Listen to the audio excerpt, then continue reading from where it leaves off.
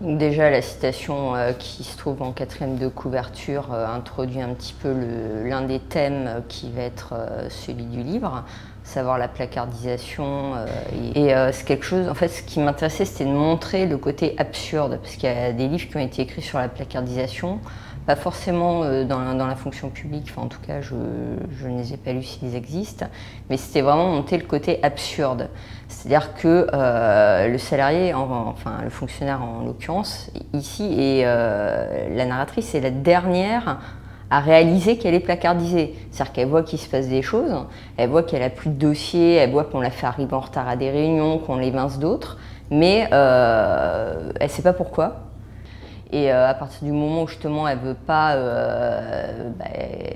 accorder les faveurs que demande un élu, elle se retrouve mise de côté.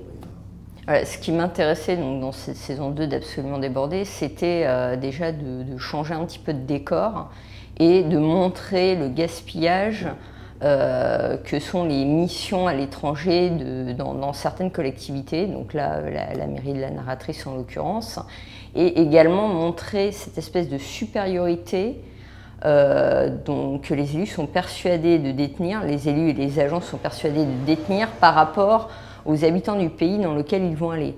Donc là, on se rend compte que c'est complètement du tourisme colonial.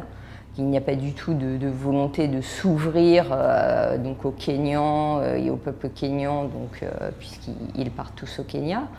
Et je trouvais ça assez intéressant de montrer donc, ce décalage entre on part faire une mission à l'étranger, nous, collectivité locale ouverte sur l'intérêt général, et en fait, au final, ils partent faire un safari, ils vont à des assises qui servent à rien, et ils dépensent beaucoup d'argent pour ça, quoi, puisqu'ils sont luxueusement installés dans un hôtel, dans des suites.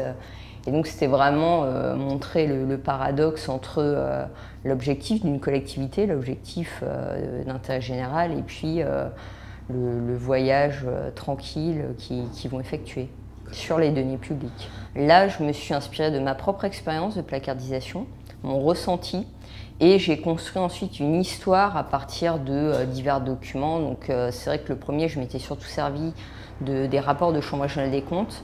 Là, je suis allée voir la jurisprudence, parce qu'il y a énormément de personnes placardisées dans la fonction publique, on n'en parle pas assez.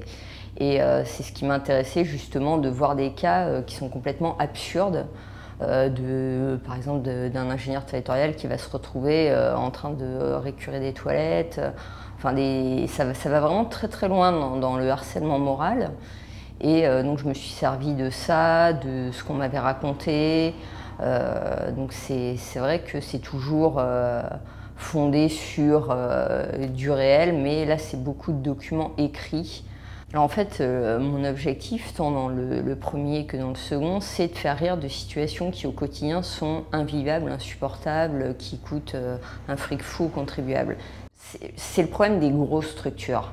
À partir du moment où il y a trop d'embauches et pas forcément assez de dossiers, il y a des vices qui se créent. Et là, on le voit dans la mairie fictive dans laquelle la narratrice évolue, il y a eu énormément d'embauches, donc les gens n'ont pas grand-chose à faire. Les élus sont particulièrement catastrophiques, et c'est vrai que le cercle vicieux s'enchaîne et qu'on a du mal à en sortir. Mais dans des grosses entreprises privées, je pense que la situation est la même, de même que dans des petites collectivités territoriales. Vous ne trouverez jamais des situations comme ça, puisqu'il n'y a pas assez de personnes. Donc à partir du moment où il n'y a pas assez de personnes, elles doivent travailler, elles n'ont pas le temps de dépenser l'argent n'importe comment et de faire n'importe quoi.